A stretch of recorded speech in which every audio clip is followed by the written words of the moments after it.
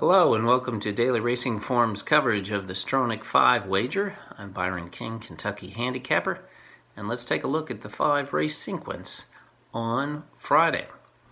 We kick things off at Gulfstream Park with the 8th race, a second level allowance race. This is a closely matched field, one that drew an overflow group. I think it requires that you go fairly deep in here. I chose to go with 4 horses. My top choice is Romantic Moment, the number 3. Romantic Moment ran poorly last time out, but an off-the-grass race. Previously, she'd twice been third in second-level allowances, and she looks like she can have a nice stalking trip in a race that has a lot of pace. So I like Romantic Moment, the 3, but only just. Not a Prada Price, the number 1, To Purge, the number 11, and Mitchell Road, the 7, are all interesting to a degree.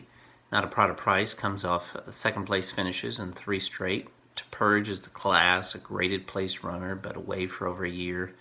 And Mitchell Road is super honest, first or second in all 4 starts, but moving up in class and dealing with a lot of pace pressure. We narrow it down to 2 horses for the next leg in the series, where we shift on to Laurel Park for the 9th race. Do You Want a Salsa is my top choice, the number 3. It's dropping in class for a winning barn, in good form, but she's winless in 12 starts in 2018, so that makes me a little nervous about singling her. So I'll use one other, and that's Best Surprise, the 9 horse. This one comes off a 4th and a 2nd in a couple starts over the Laurel Strip, both last month there. Next, we go back to Gulfstream Park for the 9th race. This is an entry-level allowance for 3-year-olds, a nice race. And as is usually the case with 3-year-old races at Gulfstream Park, you need to pay close attention to who Todd Pletcher is running. And he has Cutting Humor, the number 3 horse, who is my top choice. Took 3 starts to break his maiden, but did so with kind of a sneaky good win there. It was an above-average field for Gulfstream Park West, and he was 4 wide throughout, still 1 going away.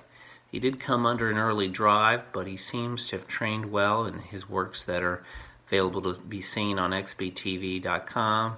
And I think he just seems to be moving forward, as a lot of Pletcher trainees will do at this kind of time of year down at Gulfstream. Bourbon War, the 6 horse, is obviously a must-use as well.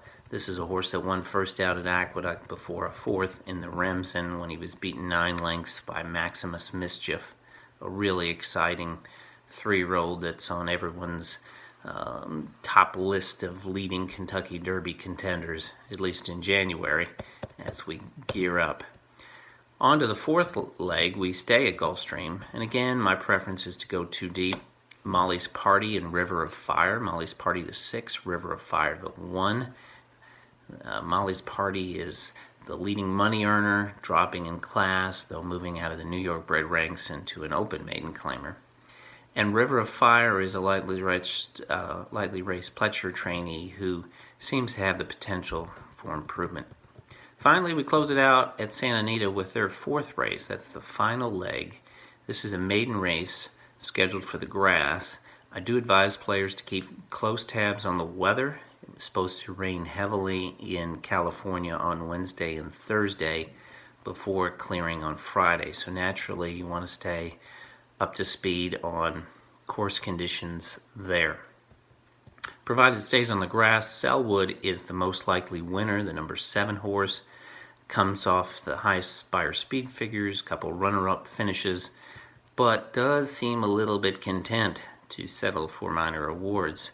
So I'll try a couple others as well. The 6, Lamu, I believe is the pronunciation. This is a horse who has trained well in the mornings, a first-timer.